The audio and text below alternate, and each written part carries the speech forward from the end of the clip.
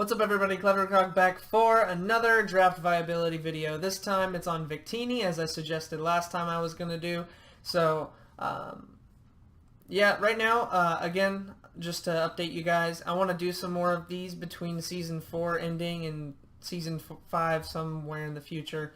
I'm going to try and do any other Pokemon that I want to cover that would have been really interesting to cover as of Oras, and then also kind of transition and talk about how they might fit in Gen 7, Alola, Pokebank and stuff like that for the draft format. So I'm going to start off obviously talking about the ways they were used in Gen 6 in Oras, in the GTA specifically, but also I'm going to definitely be talking about how things might change in the future with that. So first we'll look at a very interesting version of Victini. Victini, as you can tell, has 100 across the board, which is nice because it can be pretty bulky and it can also hit pretty hard. I mean, the only downside to Victini is it's very offensive, so not having the best speed or the best attack or the best special attack even can be hard on it.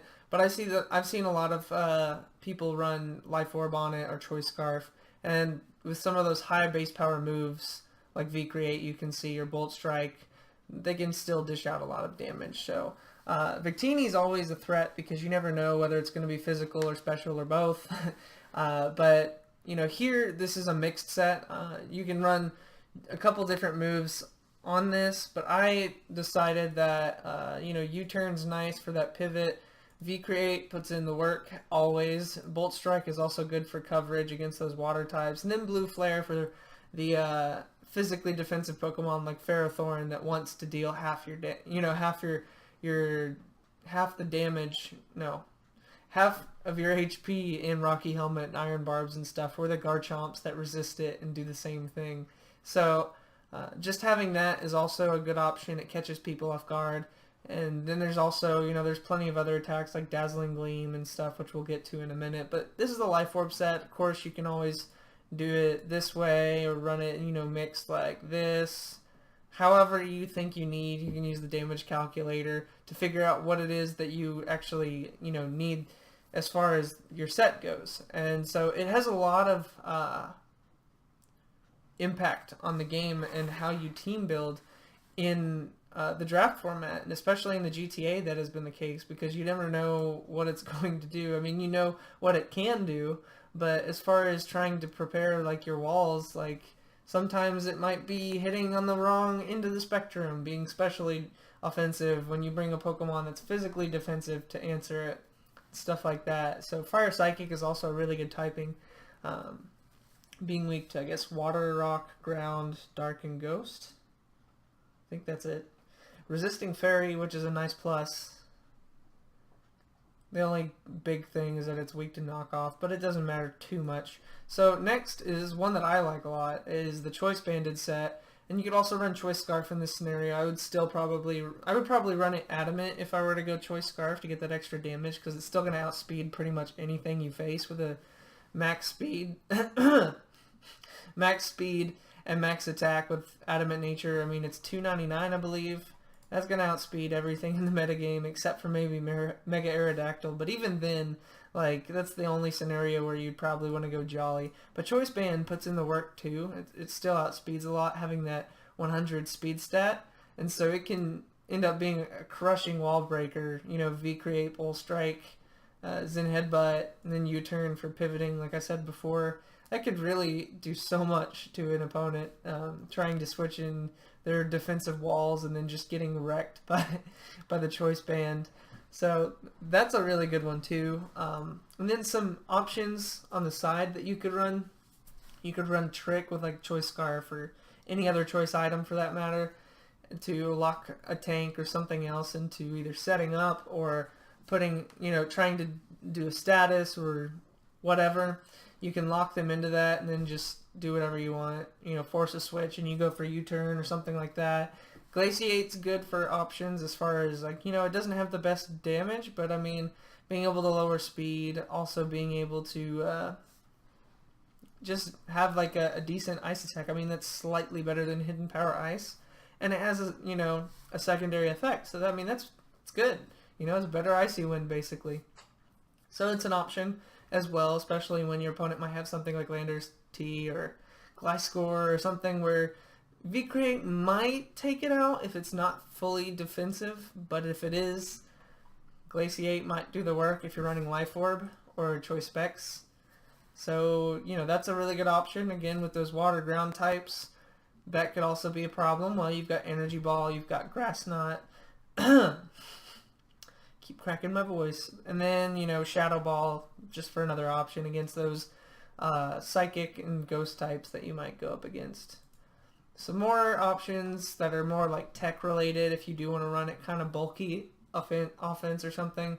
You've got Trick Room, which is nice. You can set that up. You got Skill Swap, which is kind of nice. I mean, Victory Star isn't great to give your opponent, but I mean, again, kind of with the Sylveon thing, you can swap it if you really want to take away whatever benefit they try to exploit, like Sheer Force or Mold Breaker or Moxie, something like that.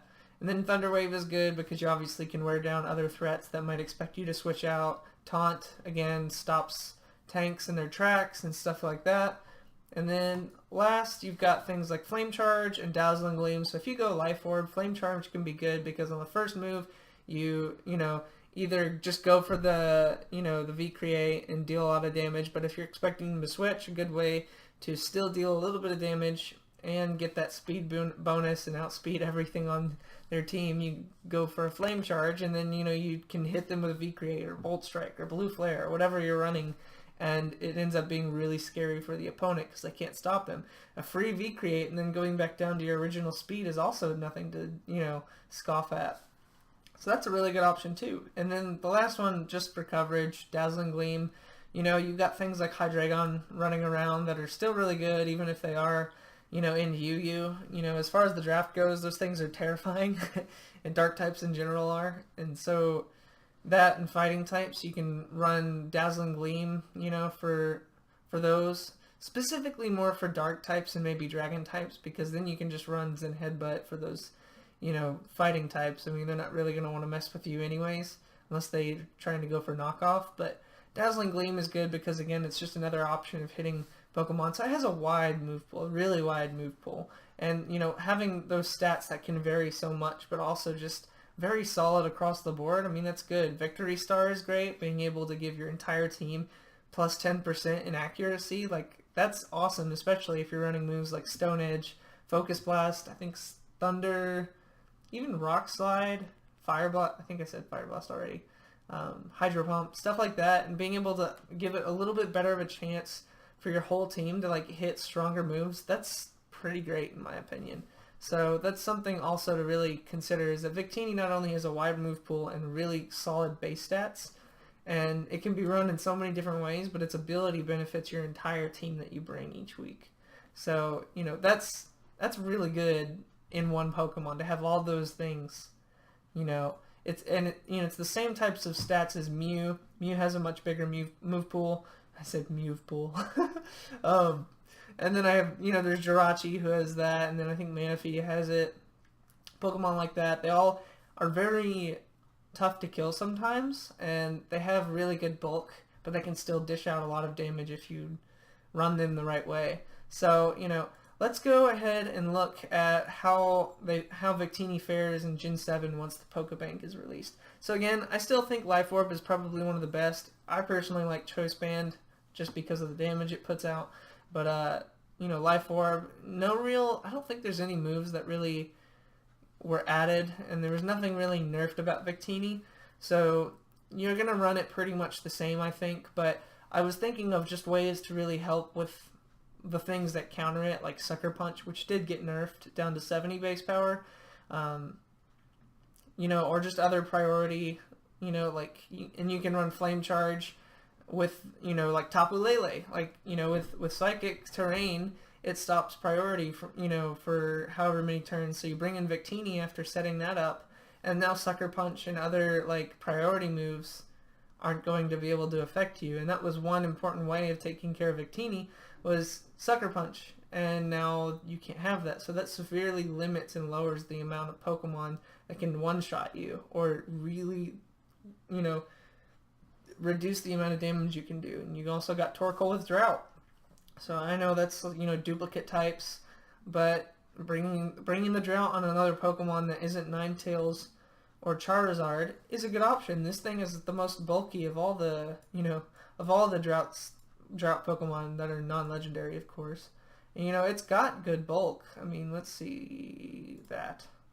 So if you look at that, I mean, it's going to live a lot of hits. And with water being reduced by Drought and having that fire boost, imagine a V-Create with the Sunny Day boost. I mean, that's nuts. So that's a good option. And then I was thinking about Tapu Bulu as well. Tapu Bulu, it's grassy terrain, I think. Grassy Surge is its ability, but grassy terrain, I believe, gives Pokemon that are on the ground, so Pokemon that aren't levitating or flying, they recover a little bit of their health each turn, which helps, I think, with their Life Orb recoil if you run it with Victini. So that could be really helpful. And I think Victini again is weak to water, rock, ground, dark, and ghost, I think. So Tapu Bulu is pretty bulky himself. I mean, you look at this, he's got crazy, you could run him physically defensive, or his bulk could be enough. You could run something like this, but he can eat up hits that are, ground types, water, and dark. So now you only have to worry about rock, which Tapu Bulu, again, still isn't going to worry too much about him because of its bulk. And then, what was the other one? Ghost. Ghost might be a bit of a problem, but that could be some good synergy too. Having that grassy terrain up to help, accommodate the amount of recoil you're going to be taking from Life Orb over time, and having that Flame Charge set up, that could be really good. And I'm just speaking out of speculation at this point because this is all new. But as I've seen, Tapu Bulu and Tapu Lele are really strong, and they're definitely going to stick around in the top tier. So if you get those together on a team, I can imagine that would be very scary. So that's it, for this video. Victini, again, really strong. I would give this thing probably an A- because it's really strong. It's really strong, and it's so variable in what you can use it for. The only thing I would say is that even though it's got good bulk, there's not a lot of defensive ways to run Victini, and I could be wrong on that. Leave a comment section, and in the comment section below, leave a comment telling me I'm wrong. But I would say that it's usually offensive, so it's probably going to be bringing something, you just don't know what, which is one of its strengths. And then, having that 100 in all of its stats, though good overall, I think hinders its ability to be a bit more of an offensive threat than it is. Because usually you're not going to be running it with a lot of bulk, so you're not going to be able to always take hits the best. Now, better than other, more frail Pokemon, but I would say that's kind of what's holding it back at this point. But again, really good Mon overall. So, yeah, I mean, that's it for this time, and not sure which Pokemon I'll do next, but leave any suggestions you have for new Pokemon, or Pokemon, older Pokemon that I would have talked about in Oras that were really good for the draft format. Again, this is strictly for draft format, what I think and all that. So if you guys have any other sets that I didn't cover, whether it be for the Sylveon video that I previously covered or this Victini video, just leave them in the comment section below, and I will review them. And yeah, so I mean, awesome. I really like Victini. I've always wanted to draft it. Haven't had the chance, so hopefully I do get to draft it and use it next season, because I love being unpredictable. If you want to see how unpredictable I can be, you can go to the Gentlemen's Training Association website, which is the GTA draft league that I run, and you can watch a lot of those videos, but replays that we have on that website and stuff. But either way, really like this one. Thank you all for watching, and I will see you all next time. Thanks for watching, guys. If you all enjoyed the video, go ahead and leave a like, and if you want, subscribe for more videos. Hope to see you all in the future, and thank you for watching.